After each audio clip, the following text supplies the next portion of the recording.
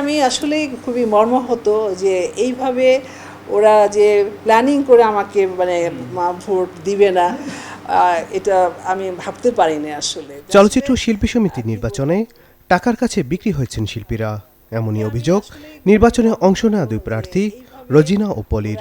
আমি যদি বুঝতে পারতাম যে এই ইলেকশন একটা টাকার খেলার ইলেকশন হচ্ছে, এখানে আমাকে ফেল করানোর জন্য লক্ষ লক্ষ টাকা খরচ হবে, সেই টাকার পরিমাণটা এত বেশি হবে যেটা সেটাকে আমার রক্ষা করা আমার পক্ষে সম্ভব না, কিংবা সেই টাকার পরিপ্রেক্ষিতে আমারও তাদের দিকে টাকা ছুড়ে দেওয়ারও সেই ক্ষমতাটা আমার ছিল না। শুক্রবার অনুষ্ঠিত হওয়া চলচ্চিত্র শিল্পী সমিতির দ্বিবার্ষিক নির্বাচনের ফল ঘোষণা হয় শনিবার।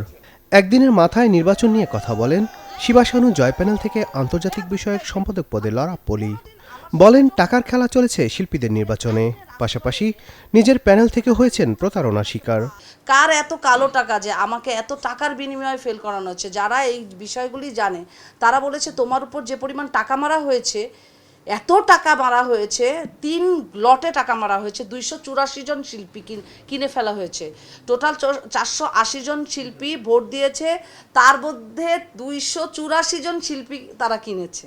আমাকে ভোট না দেওয়ার তো কোনো কারণ দেখি না।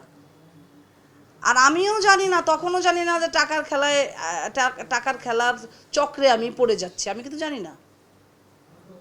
একটা মানুষ ইলেকশনে আমার প্রতিদ্বন্দ্বী যে সে উপহার সামগ্রী দিতে পারে, কিন্তু এইভাবে তো টাকা ছিটাতে পারে না। টাকার কাছে কি প্রকৃত শিল্পীরা প্রতিনিয়ত হেরে যাবে? রবিবার সন্ধ্যায় গণমাধ্যমের সাথে পলি কথা বলার পর রাতে সাংবাদিকদের মুখোমুখি হন একই প্যানেল থেকে সহসভাপতি পদে নির্বাচন করে হেরে যাওয়া রোজিনা।